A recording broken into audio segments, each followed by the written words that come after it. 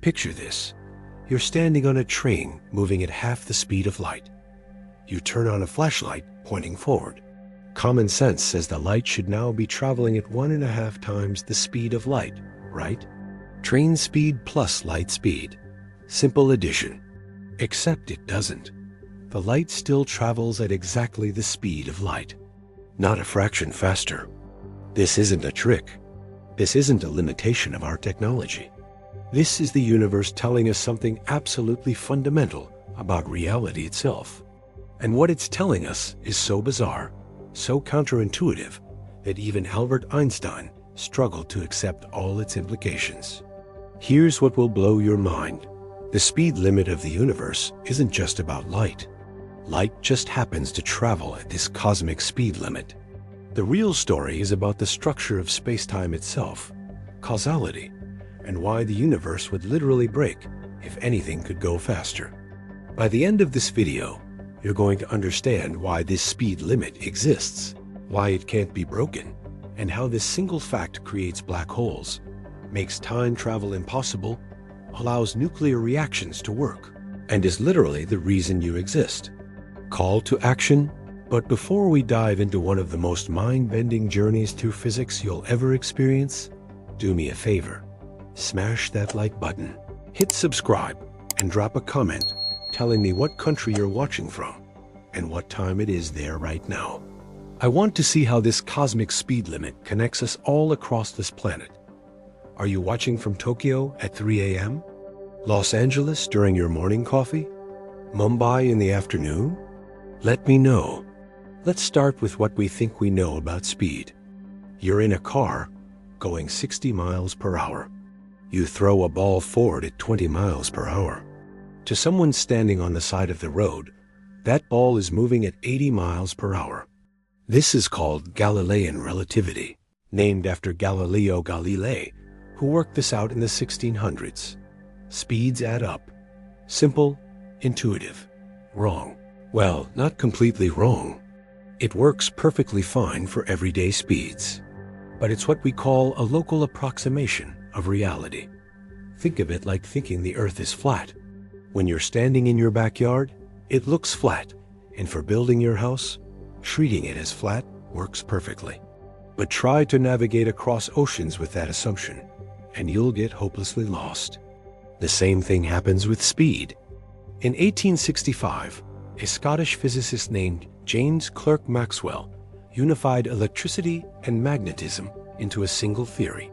His equations predicted that electromagnetic waves should travel at a specific speed, 299,792,458 meters per second. This number fell out of his equations naturally from the properties of electric and magnetic fields. When scientists measured the speed of light, it matched Maxwell's prediction perfectly. But here's where things got weird. Maxwell's equations didn't say the speed of light relative to what. In Galilean relativity, you always measure speed relative to something. The car goes 60 miles per hour relative to the road. The ball goes 20 miles per hour relative to the car. But Maxwell's equations just gave a number. A fixed, unchanging number. This created a massive problem. If light has a fixed speed, what is it fixed relative to? Scientists proposed something called the luminiferous ether, an invisible medium filling all of space that light waves traveled through, like sound waves travel through air. The speed of light would be constant relative to this ether. Problem solved. Except in 1887, two American physicists, Albert Michelson and Edward Morley, set up an experiment to detect Earth's motion through this ether. As Earth orbits the Sun, we should be moving through the ether at different speeds at different times of year. Light traveling with Earth's motion through the ether should move slightly faster than light traveling against it. They measured nothing. Zero. No difference at all. The speed of light was exactly the same in every direction, at every time of year, regardless of Earth's motion. It was as if the ether was somehow always at rest relative to Earth. But that made no sense.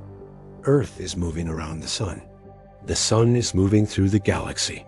The galaxy is moving through the universe. How could we possibly be at rest relative to this cosmic medium? The answer that nobody wanted to accept: there is no ether. Light doesn't need a medium, and its speed is constant relative to everyone, regardless of their motion. This is where Albert Einstein enters the story. In 1905, a 26-year-old patent clerk in Bern, Switzerland, published a paper that would change everything. Einstein asked a deceptively simple question. What if the speed of light being constant isn't a mystery to be explained, but a fundamental principle of nature? What if speeds don't add up the way we think they do? Here's what Einstein realized. We have to choose. Either the speed of light can change depending on the observer's motion, or our concepts of space and time have to change. The universe chose option 2. Einstein built his theory of special relativity on 2 postulates. First, the laws of physics are the same for all observers moving at constant velocities. Second, the speed of light in vacuum is constant for all observers, regardless of their motion. From just these 2 principles, everything else follows. Time dilation, length contraction, mass energy equivalence, the cosmic speed limit, everything. Let me show you how this works with a thought experiment Einstein himself used.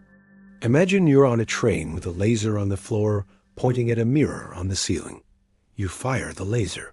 From your perspective, the light goes straight up, bounces off the mirror, and comes straight down. Simple up and down motion. Now imagine I'm standing on the platform, watching this train zoom past at half the speed of light. From my perspective, the light doesn't go straight up and down. While the light is traveling to the ceiling, the train moves forward. The light's path looks like a diagonal line up, then a diagonal line down, forming a triangle. Here's the critical part. The diagonal path I see is longer than the straight up and down path you see. But we both agree on the speed of light. It's constant for both of us. If the light traveled the same distance for both of us at the same speed, we'd measure the same time. But it travels different distances. Same speed, different distances means different times. Your clock on the train runs slower than my clock on the platform. This isn't an illusion. This isn't a trick of measurement. Time actually passes more slowly for you. This prediction seemed insane. Time is absolute, right? A second is a second is a second, everywhere and everyone. No. In 1971, Joseph Haffel and Richard Keating put atomic clocks on commercial airplanes and flew them around the world. When they compared these clocks to identical atomic clocks that stayed on the ground, the flying clocks showed less time had passed, by exactly the amount Einstein's equations predicted. Time is not absolute. Your speed through space determines your speed through time. Move faster through space, move slower through time. But here's what will blow your mind. You're always moving through space-time at the speed of light. Always, right now, sitting there watching this video. Think of it like this. Space-time is a 4-dimensional combination of 3 space dimensions and 1 time dimension. Everything in the universe is always moving through space-time at exactly the speed of light. When you're sitting still, all your motion is through time. You're moving through time at maximum speed. When you start moving through space, some of your motion through time converts to motion through space. The faster you move through space, the slower you move through time. This keeps your total speed through space-time constant at exactly the speed of light. This is why light itself experiences no time. Light moves through space at the maximum speed, which means it has 0 motion through time.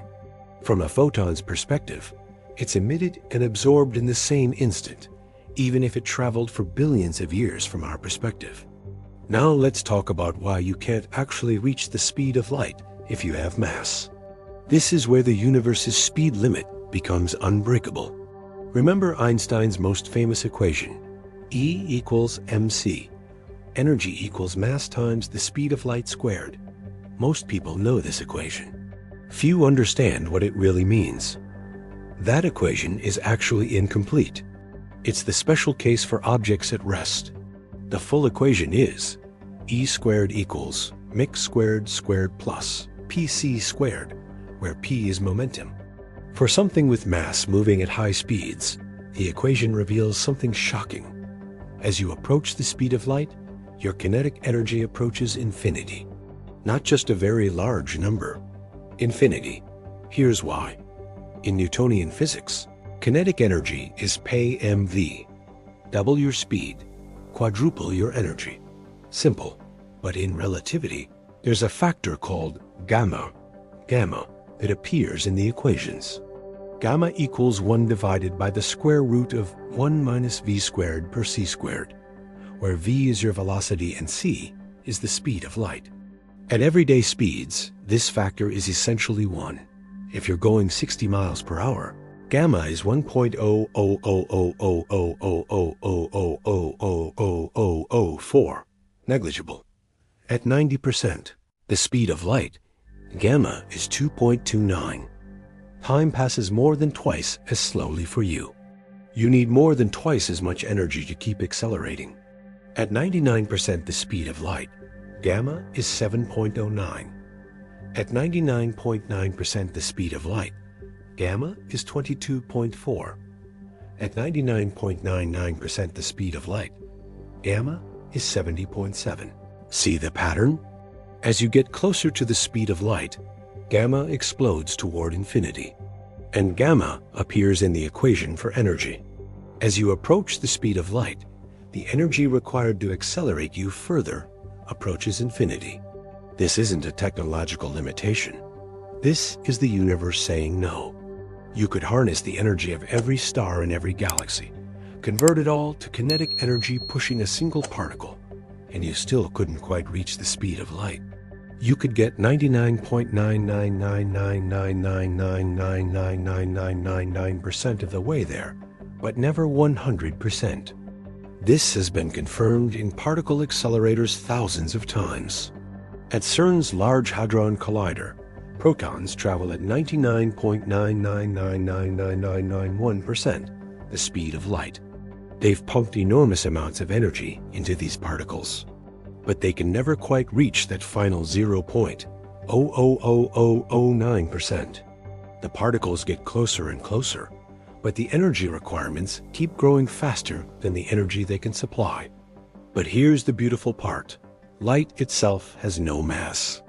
The equation E equals mc squared plus pc squared becomes EPC for light. No mass term. Light doesn't need infinite energy to travel at the speed of light. It's the natural speed for anything with zero mass. The cosmic speed limit isn't actually about light. Light just happens to travel at the speed limit because it has no mass. The real limit is built into the structure of spacetime itself. Now we're going to explore why the speed limit exists at all. Why did the universe set up this way? And here's where things get really mind-bending. The speed of light isn't fundamentally about speed. It's about causality. Causality means causes must come before effects. You flip a light switch, cause, the light turns on. Effect, not the other way around. This seems obvious, but faster than light travel would destroy this. Let me show you why.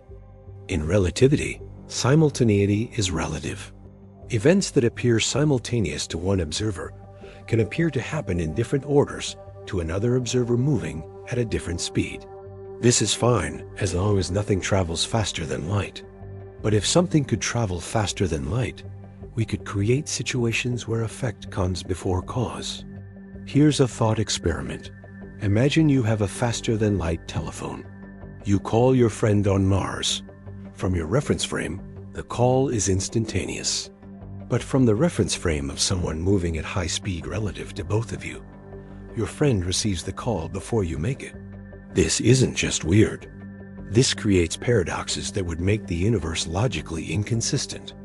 In 1911, physicist Richard Tolman worked out that if faster-than-light communication were possible, you could send messages into your own past. You could literally call yourself and tell yourself not to make the call. What happens then? The speed of light is the speed of causality. It's the maximum rate at which cause and effect can propagate through the universe. Events can only influence other events within their light cone, the region of spacetime they can reach at, or below the speed of light. Think of it like this.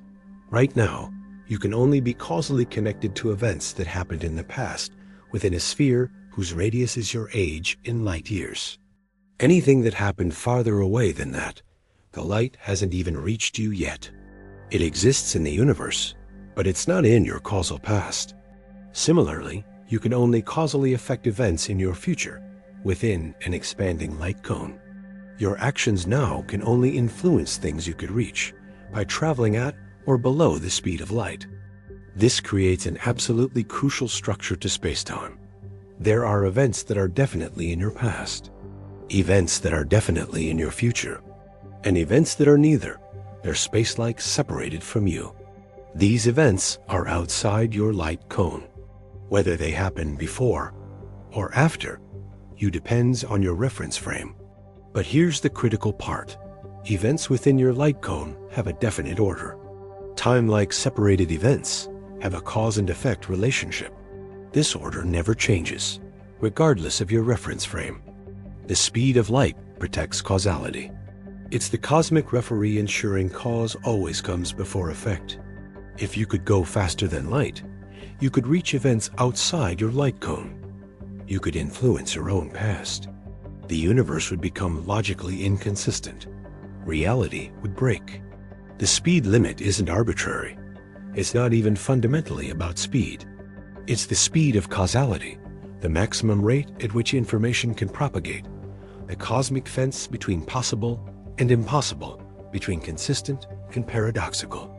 Let's go deeper into what light actually is, because understanding this will show you why light must travel at this speed. Light is an electromagnetic wave. But what does that actually mean? In the early 1800s, scientists discovered that electricity and magnetism were connected. Move a magnet near a wire, you create an electric current. Run electric current through a wire, you create a magnetic field. But these were treated as separate phenomena that could influence each other. Then Maxwell came along.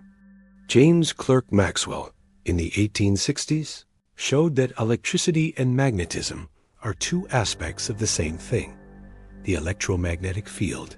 His 4 equations describe everything about how electric and magnetic fields behave and interact. When Maxwell analyzed these equations, he discovered something shocking. They predicted that a changing electric field creates a magnetic field, and a changing magnetic field creates an electric field. These fields could chase each other through space. A changing electric field creating a changing magnetic field, creating a changing electric field, on and on. This self-sustaining wave of electric and magnetic fields is light. And when Maxwell calculated the speed this wave should travel, it came out to 299,792,458 meters per second. The speed of light. This wasn't a coincidence. This was Maxwell discovering that light is an electromagnetic wave. But here's the deeper question. Why does this wave travel at this specific speed? The answer is hidden in the constants that appear in Maxwell's equations. There's a constant called the permittivity of free space, epsilon, ebb, that describes how strong electric fields are in vacuum. There's another constant called the permeability of free space, mu, that describes how strong magnetic fields are in vacuum. The speed of light equals 1 divided by the square root of epsilon, ebb times mu ebb. In other words, the speed of light is determined by the fundamental properties of space itself. It's built into the fabric of reality. It's not a property of light. It's a property of the universe. Light has no choice but to travel at this speed, because this is the speed at which electromagnetic waves propagate through the structure of spacetime. It's like asking why waves on a pond travel at a particular speed. The speed depends on the properties of water, its density, its surface tension. Light travels at the speed it does because of the properties of spacetime itself. And here's something that will blow your mind. Light doesn't experience distance or time.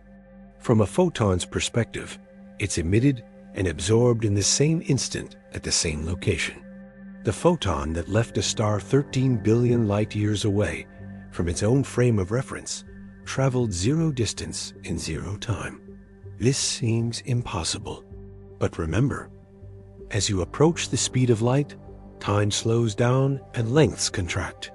At exactly the speed of light, if you could experience it, time dilation becomes infinite and length contraction becomes complete.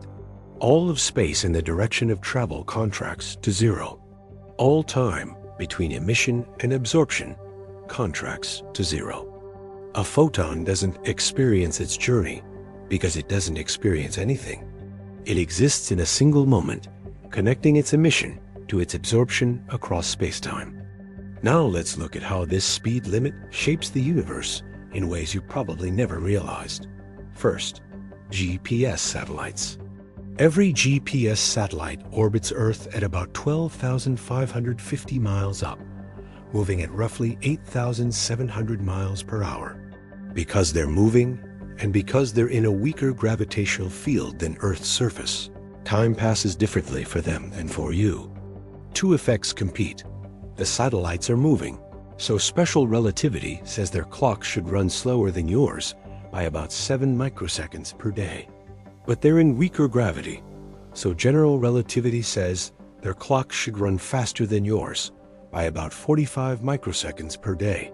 The net effect: GPS satellite clocks gain about 38 microseconds per day compared to clocks on Earth's surface. That seems tiny, but light travels about 30 centimeters in 1 nanosecond. In 38 microseconds, light travels 11.4 kilometers. If we didn't correct for relativistic time dilation, GPS would accumulate errors of over 10 kilometers per day. Your GPS would be useless. The fact that it works proves Einstein was right. Second, particle accelerators. At CERN, they accelerate protons to 99.9999999% the speed of light. At this speed, gamma is about 7,000. A proton moving this fast experiences time 7,000 times slower than we do.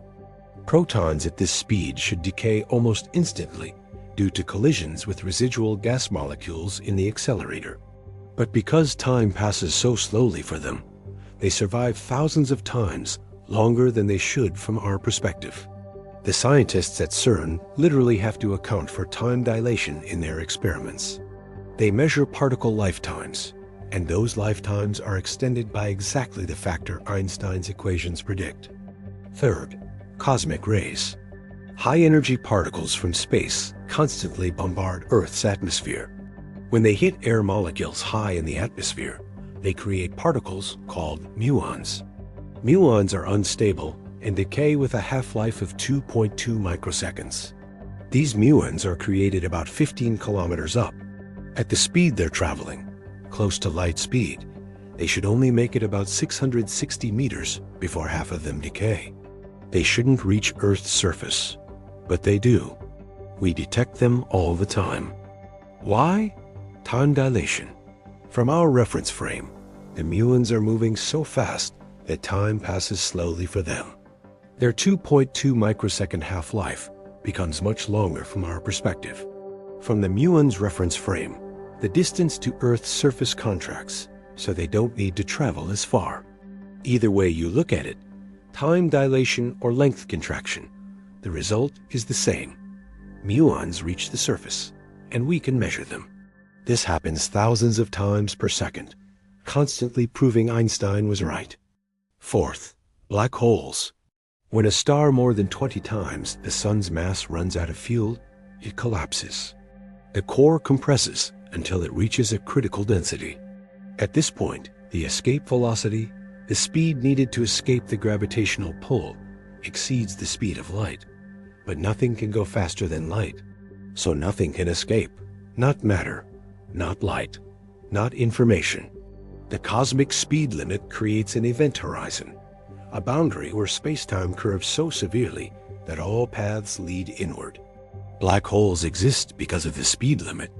Fifth, nuclear fusion. The sun fuses hydrogen into helium, releasing energy according to EE, equals mc. But here's something most people don't realize. This process is slow because of quantum tunneling probability, which depends on the exact value of the fine structure constant, which depends on the speed of light. If the speed of light were different, the rate of nuclear fusion would be different. Stars would burn faster or slower. The lifetime of stars would change. The window for life to develop would change. The speed limit determines how stars work, which determines everything else about how the universe evolves.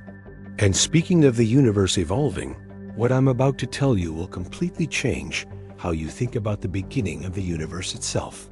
The Big Bang didn't violate the speed limit, but what happened in the first fraction of a second might seem like it did. How is that possible? Stay with me, because we're about to explore the one thing that can beat the speed limit: space itself. Here's something that seems to violate everything I've just told you. The universe is expanding. Galaxies are moving away from us. Some galaxies are moving away from us faster than the speed of light. Wait, what? How is that possible? The answer reveals something profound about what the speed limit actually limits. The speed of light limits how fast things can move through space, but it doesn't limit how fast space itself can expand. Think of it like ants on a balloon. Draw dots on a balloon, then blow it up. From any ant's perspective, all the other ants are moving away. The farther away another ant is, the faster it appears to be moving. But the ants aren't actually walking across the balloon. The rubber itself is stretching. Space works the same way. Galaxies aren't moving through space faster than light. Space is expanding, carrying galaxies with it. There's no speed limit on the expansion of space itself. This is crucial. Nothing is actually moving faster than light relative to the local space around it. But distant galaxies can be receding from us faster than light because of the accumulated expansion of space between us and them. In 1998, astronomers Saul Perlmutter, Brian Schmidt, and Adam Rees discovered that the universe's expansion is accelerating. They won the Nobel Prize for this discovery in 2011. Dark energy, something we still don't understand, is causing space to expand faster and faster. Right now, any galaxy more than about 14 billion light-years away is receding from us faster than the speed of light. We can never reach those galaxies, even if we traveled at the speed of light, because space is expanding faster than we can traverse it. This creates something called the cosmic event horizon. Just like black holes have event horizons where nothing can escape, the expanding universe has an event horizon beyond which we can never reach, and light from those regions can never reach us. The observable universe has a limit, not because space ends, but because the expansion of space creates an unreachable boundary. But here's where it gets really wild. In the first fraction of a second after the Big Bang, space expanded much, much faster. This period is called cosmic inflation. In approximately 10 to 10 seconds after the Big Bang, the universe expanded by a factor of at least 10. Regions that were close enough to be in causal contact suddenly became separated by distances so vast that light hasn't had time to travel between them in the entire age of the universe. This inflation happened faster than light, much faster, but nothing violated the cosmic speed limit because no information or matter moved faster than light through space. Space itself expanded. Alan Guth proposed cosmic inflation in 1980 to solve several problems in cosmology. Why is the universe so uniform when regions of it could never have been in causal contact? Why is space so flat? Inflation explains all of it. And here's the evidence. The cosmic microwave background radiation, the afterglow of the Big Bang, has tiny temperature fluctuations. These fluctuations match precisely the predictions of quantum fluctuations stretched to cosmic scales by inflation. The patterns we see in the CMB are literally baby pictures of quantum fluctuations. That occurred when the universe was 10 seconds old, expanded to sizes larger than our entire observable universe today. The speed of light limit and the expansion of space create the structure of the universe we observe. The balance between them determines what we can see, what we can reach, and what remains forever beyond our cosmic horizon. Now we need to address something that confuses almost everyone: quantum entanglement. Many people think entanglement allows faster than light communication. It doesn't. But understanding why requires understanding what entanglement actually is. When two particles become entangled, measuring a property of one particle instantly determines the corresponding property of the other particle, no matter how far apart they are. Einstein called this spooky action at a distance and hated it. He thought it meant quantum mechanics was incomplete. In 1964, physicist John Bell developed a mathematical test to determine if the quantum mechanical predictions were correct, or if there were hidden variables that predetermined the measurement results. Experiments by Alling Aspect in 1982 and many others since have confirmed quantum mechanics is right. The correlations between entangled particles are real and instantaneous. When you measure one entangled particle, the other particle's state is instantly determined, even if it's on the other side of the universe. So information traveled faster than light, right? Wrong. Here's the subtle part that almost everyone misses. You can't control what result you get when you measure an entangled particle. The outcome is random. Yes, the other particle instantly has the correlated result. But you can't use this to send information. Here's why. Imagine Alice and Bob share entangled particles. Alice is on Earth. Bob is on Mars. Alice measures her particle and gets a random result. Let's say, up. Instantly, Bob's particle is determined to be down. But Bob doesn't know his particle is down until he measures it. And when he does measure it, he gets a random result from his perspective. Only when Alice and Bob later compare their results, using regular slower-than-light communication, do they see the correlation. Alice can't force her particle to be up to send a signal to Bob. The measurement outcome is random. Bob sees random results. No information is transmitted. Entanglement creates correlations, but you need classical communication to verify those correlations exist. And classical communication is limited by the speed of light. Think of it like this. Imagine you and a friend each take one shoe from a pair without looking. You fly to opposite sides of the planet. When you open your box and see the left shoe, you instantly know your friend has the right shoe. Information about your friend's shoe state became determined the moment you looked at yours, but no information traveled. The correlation was established when the shoes were packed. Quantum entanglement is weirder than shoes because the properties don't exist until measured. They're in superposition. But the principle is the same. Correlations don't equal communication. Every experiment ever performed confirms this. Quantum entanglement cannot be used to send information faster than light. The speed limit holds. But entanglement does tell us something profound about reality. The universe is fundamentally non-local. Distant parts of the universe can be correlated in ways that seem to defy our classical intuitions about separateness. Reality is weirder than we thought, but the cosmic speed limit still holds. Let's go deeper into what E equals mc really means, because this equation is the key to understanding why mass can't reach the speed of light. Energy and mass are the same thing. That's what the equation tells us. Mass is concentrated energy. Energy is dilute mass.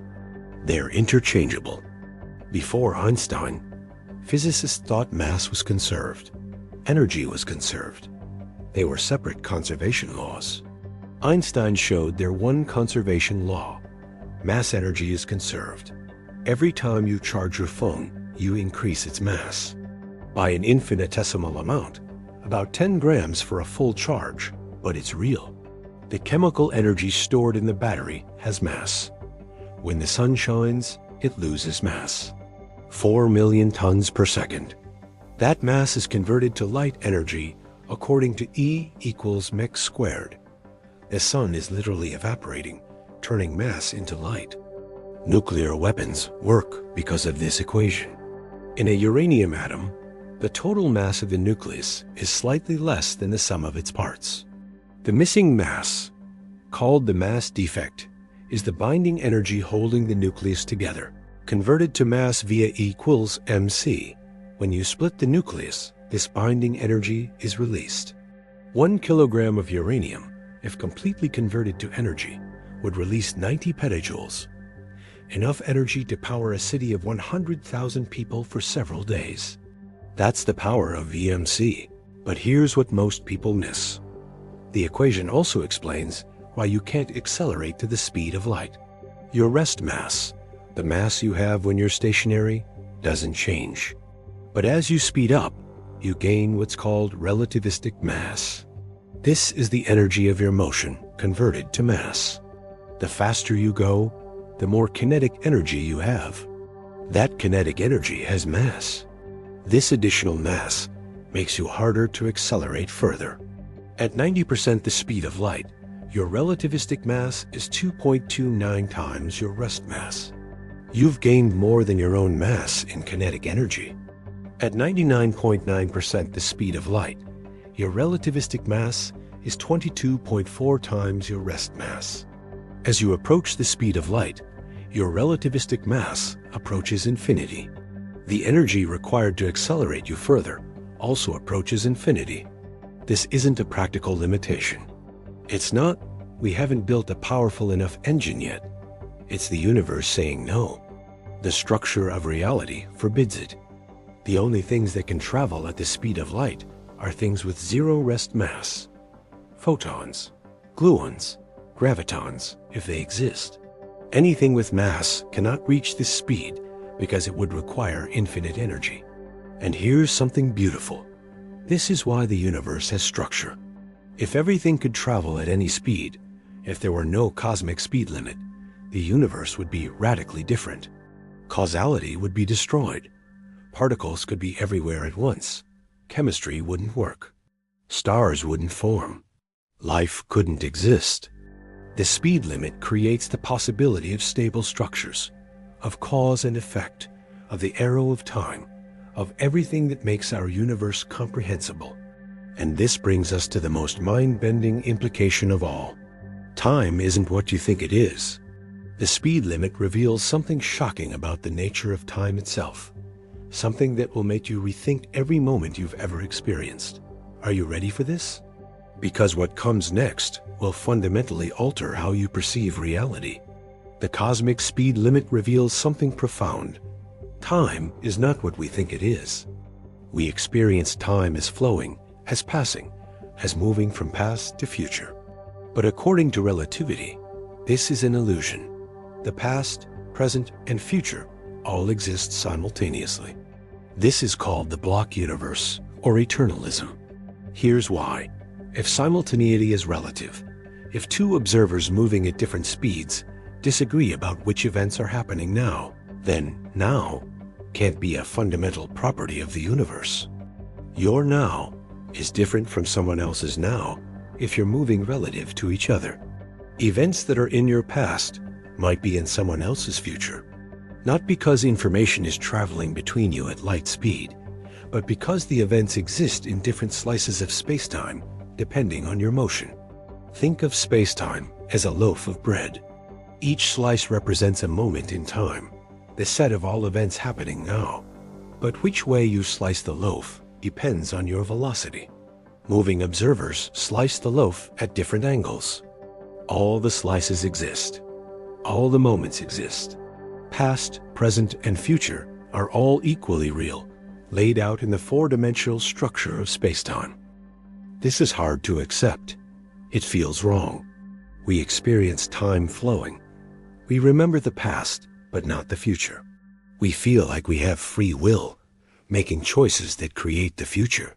But physics sees no fundamental distinction between past and future. The laws of physics work the same forwards and backwards in time, with minor exceptions in certain particle interactions.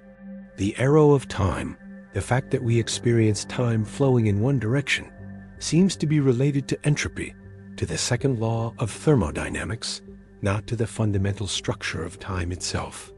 In 1908, mathematician Hermann Minkowski, who had been Einstein's teacher, reformulated special relativity in terms of four-dimensional spacetime.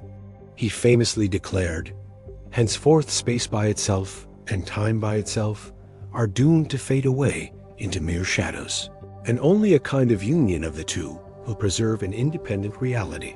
Space and time aren't separate. They're aspects of a unified four-dimensional spacetime. And in this spacetime, past, present, and future all exist." When Einstein's lifelong friend Michel Besso died in 1955, Einstein wrote to Besso's family, "Now he has departed from this strange world a little ahead of me. That means nothing. People like us, who believe in physics, know that the distinction between past, present, and future is only a stubbornly persistent illusion. This is what the speed limit implies. Because the speed of light is finite and constant, because simultaneity is relative, because different observers carve spacetime into past, present, and future in different ways, the flow of time cannot be fundamental. You exist not as a three-dimensional object moving through time, but as a four-dimensional structure in spacetime, a world line extending from your birth to your death. Every moment of your life exists eternally in the block universe. This raises profound questions. If the future already exists, do we have free will? If all moments exist equally, why do we experience only now? Why does time seem to flow? Physics doesn't have complete answers.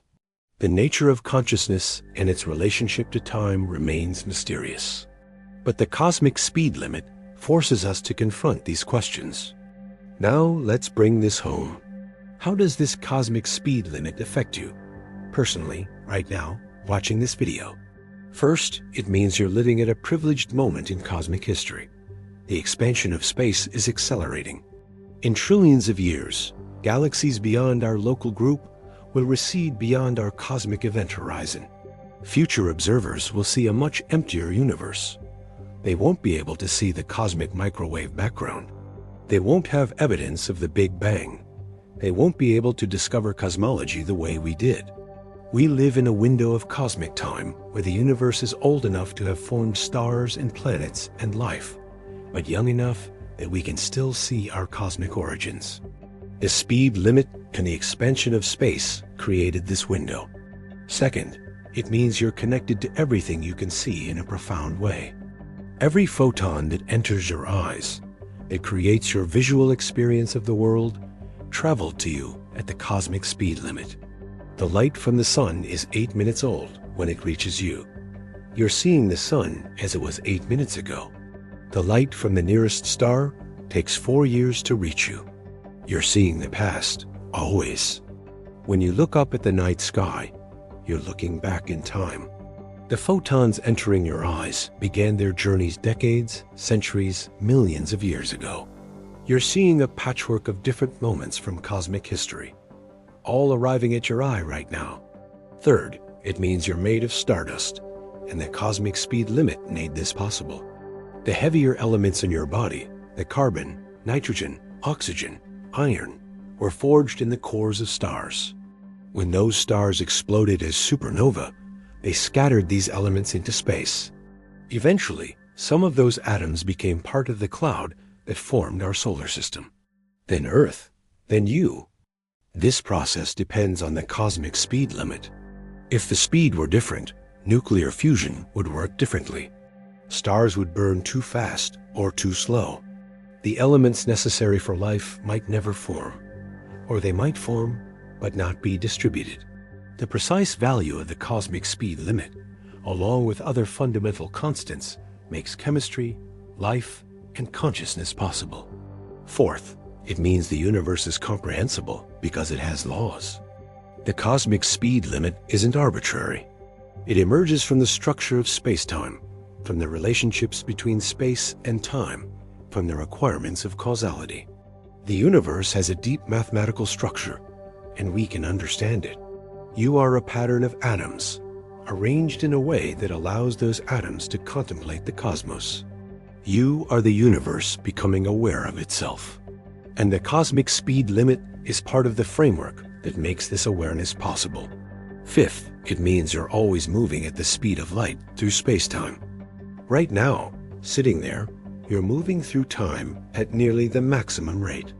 All your motion through space-time is directed along the time dimension. When you move through space, some of that motion shifts from time to space, but the total remains constant. You can't help but move through space-time at the speed of light. It's not something you do, it's what you are. A world line through space-time, a four-dimensional pattern in the fabric of reality. Every thought you have, every decision you make, every moment you experience is part of this four-dimensional structure. You're not just a body moving through time. You're a space-time event, a pattern in the cosmos. This can be existentially troubling. If the future already exists, if time is an illusion, what's the point? But here's another way to look at it. Every moment matters because every moment exists. Your joy, your love, your experiences. They're not fleeting moments that disappear into nothingness. They're eternal parts of the structure of space-time. Every good thing you do, every person you help, every moment of connection, it exists forever in the block universe. The speed limit makes causality possible, which makes choices meaningful, which makes morality meaningful. Without the speed limit, cause and effect would break down. There would be no coherent story, no narrative, no meaning. The universe has a speed limit so that it can have a story, so that causes can have effects, so that your choices can matter. Let's explore what the cosmic speed limit means for humanity's future. Space travel is hard, really hard. Not just technologically challenging, but fundamentally limited by the laws of physics. The nearest star system, Alpha Centauri, is 4.37 light-years away. Even traveling at 10% the speed of light, an unimaginably fast speed with our current technology, it would take 43.7 years to get there. At 1% the speed of light, it would take 437 years. The Voyager 1 spacecraft, the fastest man-made object to leave our solar system, is traveling at about 0.006% the speed of light. At that speed, it would take 70,000 years to reach Alpha Centauri. The cosmic speed limit means the universe is big, really big. Most of it is unreachable. There are about 200 billion to 400 billion stars in our galaxy. The galaxy is about 100,000 light-years across. Even if we could travel at the speed of light, which we can't, crossing the galaxy would take 100,000 years. There are billions of galaxies in the observable universe. Most are millions or billions of light-years away. We will never reach them. Even if humanity survives for millions of years and spreads throughout our galaxy, the vast majority of the universe will remain forever beyond our reach. The accelerating expansion of space makes this worse. Distant galaxies are receding faster than light. Their light can still reach us now because it was emitted when they were closer. But eventually, those galaxies will pass beyond our cosmic event horizon. Their light will never reach Earth again. In trillions of years, the night sky will be much emptier. This sounds depressing, but there's another way to look at it. The cosmic speed limit means the universe is full of oases, separated regions where life can develop independently. We're not going to be able to visit most of them. They're not going to visit us. This creates diversity. Different solutions to the problem of existence, evolving independently, shaped by local conditions. If everything could communicate and travel instantly, the universe would homogenize. Every region would influence every other region. Diversity would decrease. The speed limit creates isolation, and isolation creates diversity. It also means we're responsible for our own cosmic neighborhood. We can't expect help from distant civilizations. We can't escape to other galaxies if we mess up this one. We're on our own, at least for the cosmologically near term. This is both frightening and empowering. Our choices matter. What we do with our civilization, our planet, our solar system, it's up to us. And there's still so much we can explore. Our solar system alone is vast. Mars, the moons of Jupiter and Saturn, the asteroid belt, the Kuiper belt. The nearest stars are within reach if we develop better propulsion technology. Projects like Breakthrough Starshot aim to send tiny spacecraft to Alpha Centauri at 20% the speed of light using laser propulsion. They could reach Alpha Centauri in about 20 years, send back pictures and data. We're not going to break the speed limit, but we can learn to work within it. And who knows what we'll discover? Maybe there are shortcuts through spacetime, wormholes, predicted by general relativity but never observed. Maybe the structure of spacetime can be manipulated in ways we haven't imagined. The cosmic speed limit tells us what's impossible, but it doesn't tell us everything that's possible. We've covered a lot. Let's bring it all together. The cosmic speed limit minus 299,792,458 meters per second isn't fundamentally about light. Light just happens to travel at this speed because photons have no mass. The real limit is built into the structure of spacetime itself. This limit exists for profound reasons. It protects causality. Without it, cause and effect would break down. The universe would be logically inconsistent. It emerges from the geometry of spacetime. The relationship between space and time, the fact that they're aspects of a unified four-dimensional structure, requires a cosmic speed limit. It makes stable structures possible. Without it, matter couldn't exist as we know it. Chemistry wouldn't work. Stars wouldn't form. Life couldn't exist. We've seen how this limit shapes everything. GPS satellites need relativistic corrections, or they give you locations 10 kilometers off. The universe we see is a patchwork of different moments in time, assembled by photons that travel to our eyes at the cosmic speed limit. Stars work because nuclear fusion rates depend on the value of this limit. The universe has structure because space can expand faster than light, while nothing within space can move faster than light through space. Quantum entanglement creates correlations, but can't transmit information faster than light. Mass and energy are equivalent, and approaching the speed of light requires infinite energy. Time is not what it seems. Past, present, and future all exist in the block universe of spacetime. The cosmic speed limit is woven into the deepest fabric of reality. But here's the most important part. This limit makes existence meaningful. Without causality, choices would be meaningless. Without stable structures, complexity couldn't arise. Without the arrow of time, there would be no story, no narrative, no history. The universe has a speed limit so that it can have a plot, so that things can happen in order, so that you can exist as a coherent being with a history and a future. You're part of this cosmic story. Every atom in your body was forged in stars, scattered by supernova, assembled into planets, organized into life. You're made of star stuff, contemplating the cosmos. The photons you're seeing right now, creating your visual experience of this video, traveled through space at the cosmic speed limit. Information is flowing from this screen to your eyes at this fundamental speed. You're connected to everything around you by the speed of light. And you're moving through space-time at this speed. Always. You can't help it. It's what you are. The cosmic speed limit tells us we're isolated, yes. Most of the universe is unreachable. But it also tells us we're unique. We're in a special place at a special time, able to observe the cosmos, to understand its laws, to contemplate our place in it. Billions of years from now, the universe will be darker, more spread out.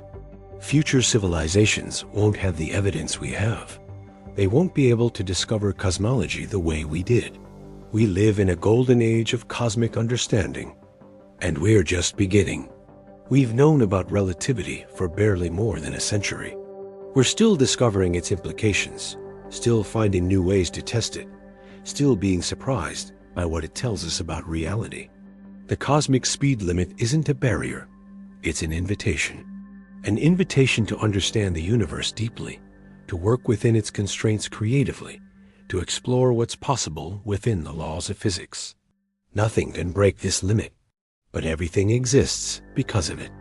This speed limit is the reason you exist. The reason you can think, feel, experience, love.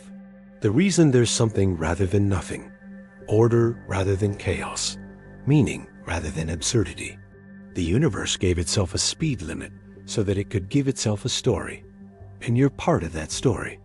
Your choices matter because cause and effect matter. Your experiences matter because they're eternal parts of the structure of space-time. Your existence matters because the universe arranged itself in such a way that matter could contemplate itself. Light can't break the universe's speed limit because the speed limit isn't about light. It's about time. It's about space. It's about causality. It's about reality itself. It's about you. Every moment you experience, every decision you make, every connection you form, these are real events in space-time, structured by the cosmic speed limit, made possible by the laws of physics, meaningful because cause and effect flow from past to future. You're not separate from the cosmos.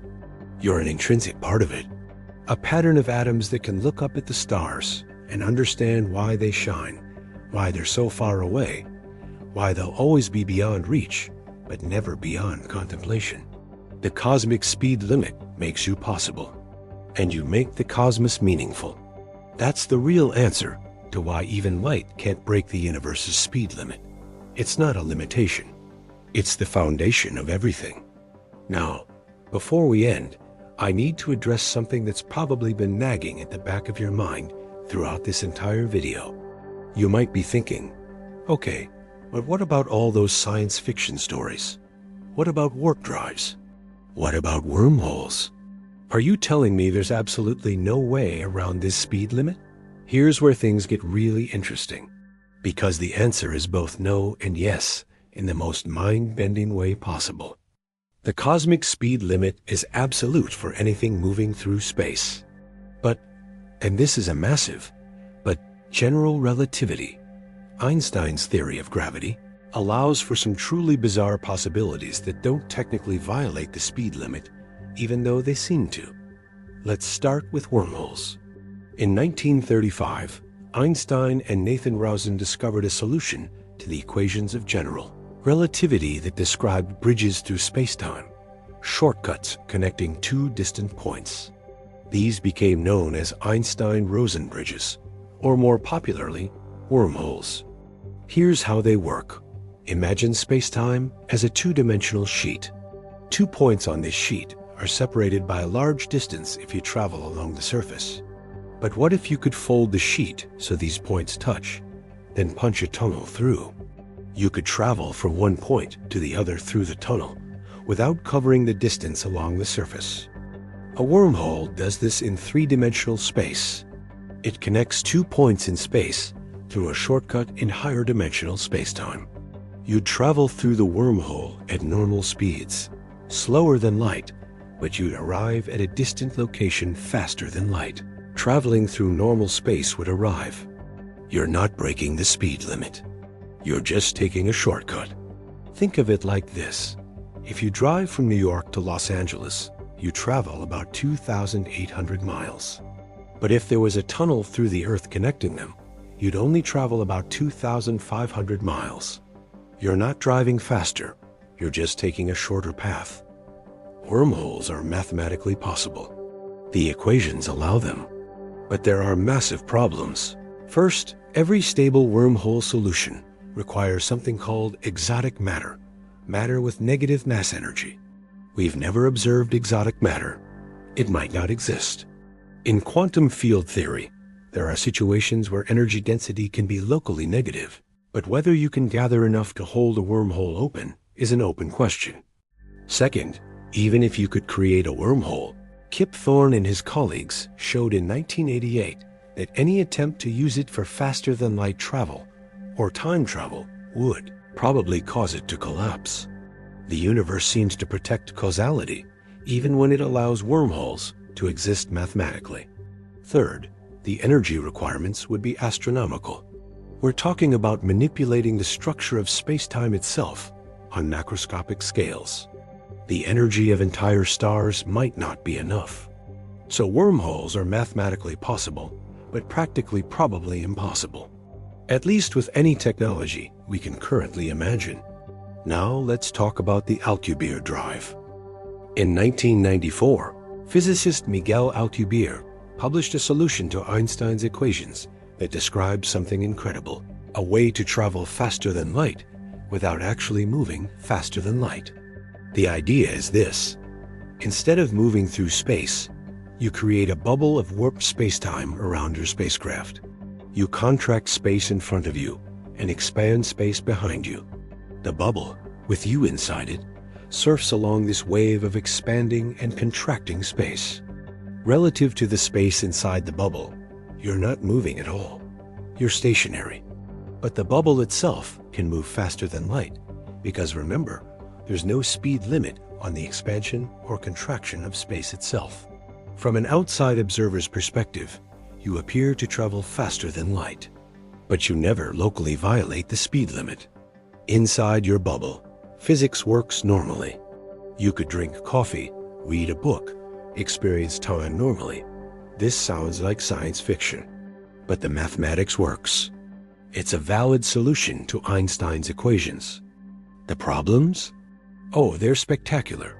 First, like wormholes, the Alcubierre drive requires exotic matter with negative energy density. Lots of it. Estimates suggest you'd need the mass energy equivalent of Jupiter, but negative. Second, you can't steer it. The mathematics show that you can't send signals from inside the bubble to its edges to control it. You'd have to set your destination before creating the bubble, then just hope you don't hit anything. Third, as you travel, your bubble would accumulate high-energy particles from space. When you decelerate and the bubble collapses, these particles would be released in a deadly burst of radiation that could sterilize planets. Fourth, Harold White at NASA did some calculations suggesting you might be able to reduce the energy requirements by changing the bubble's shape.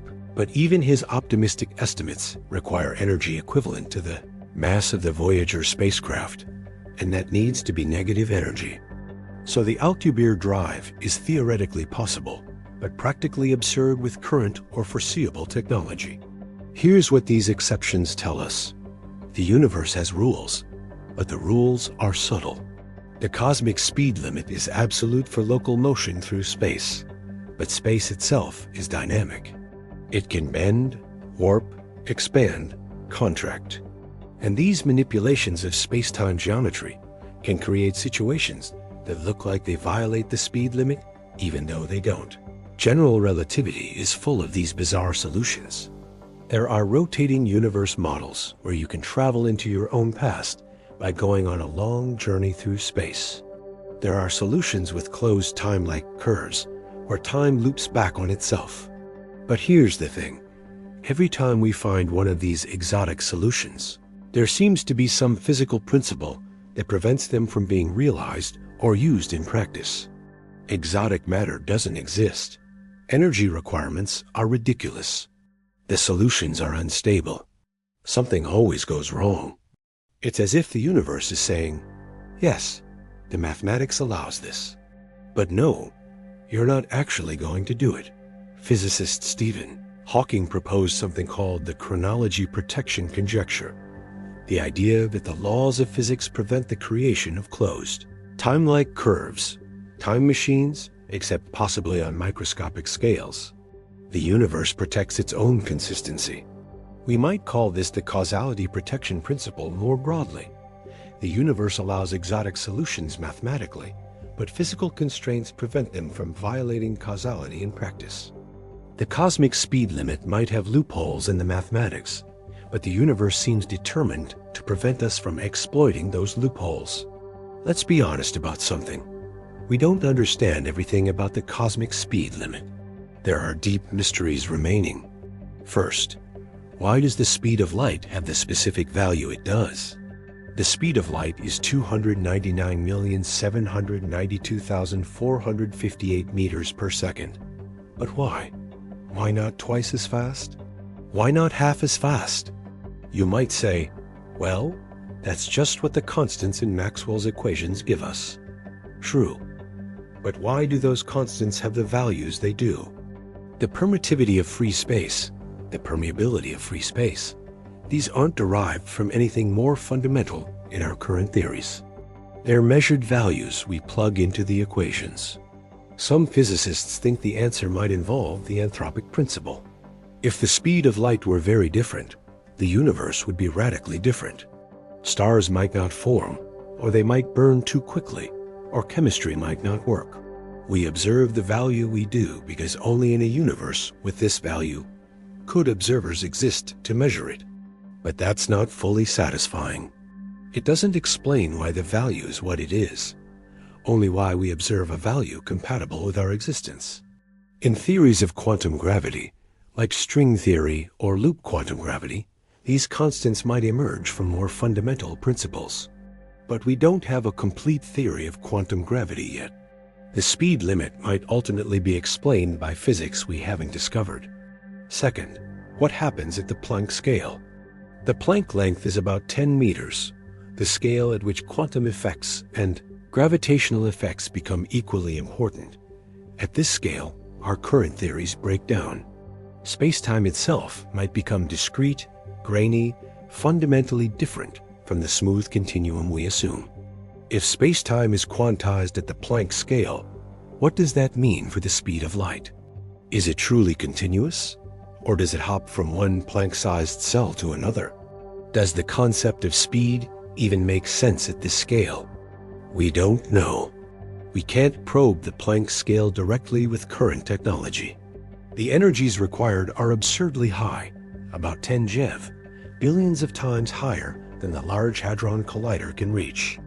Until we have a theory of quantum gravity and some way to test it, the fundamental nature of spacetime and the speed limit at the smallest scales remains mysterious. Third, is the speed of light truly constant? We've measured the speed of light incredibly precisely. It doesn't change with wavelength, direction, or the motion of the source or observer. But have we checked everywhere and everyone? Some theories propose that the speed of light might have been different in the early universe. Varying speed of light theories suggest this could solve certain cosmological problems. If light traveled faster in the early universe, distant regions could have been in causal contact, even without inflation. The evidence for this is weak to non-existent. The cosmic microwave background matches predictions, assuming a constant speed of light. But we can't completely rule out small variations under extreme conditions we can't yet test. Fourth, how does consciousness relate to time? Physics treats time as a dimension. The block universe picture says all moments exist equally, but we experience time as flowing. We have a sense of now. We remember the past, but not the future. Why? What is the relationship between the physical time of relativity and the experienced time of consciousness? Some physicists, like Roger Penrose, suggest consciousness might involve quantum processes in the brain that create a different relationship with time. Others think the flow of time is purely a feature of how memory and cognition work, not anything fundamental about time itself. This remains one of the deepest mysteries at the intersection of physics, neuroscience, and philosophy. The cosmic speed limit structures physical time, but we don't fully understand how that relates to experienced time. Fifth, are there other universes with different speed limits? The multiverse hypothesis, the idea that our universe is one of many, is taken seriously by many cosmologists. Different universes in the multiverse might have different physical constants, different laws of physics. In some of these universes, the cosmic speed limit might be different, or might not exist at all. Or spacetime might have different dimensionality or structure. We have no way to observe other universes if they exist. But if the multiverse is real, the speed limit we observe might just be a local environmental feature, not a universal necessity. Sixth, can information escape a black hole?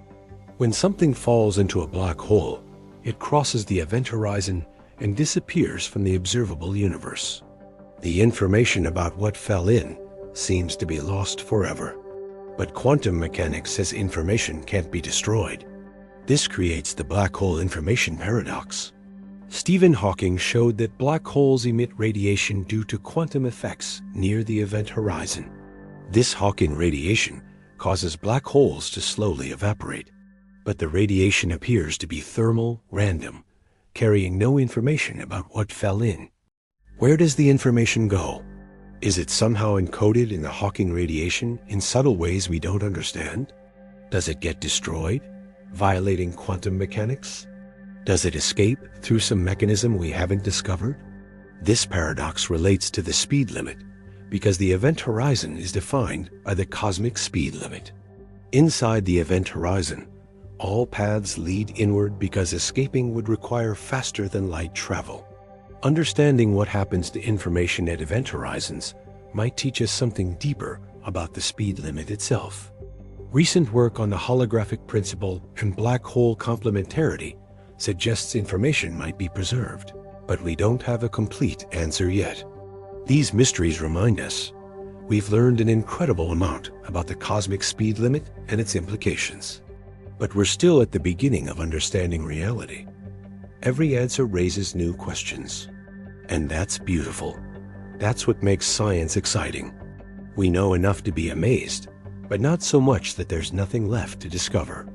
The cosmic speed limit is one of the most fundamental features of our universe. But there are still secrets hidden in its structure, waiting for future physicists to uncover. Maybe one of those future physicists is watching this video right now. Maybe you'll be the one to answer these questions. To probe deeper into the nature of spacetime, causality, and the cosmic speed limit, the universe has given us this incredible puzzle.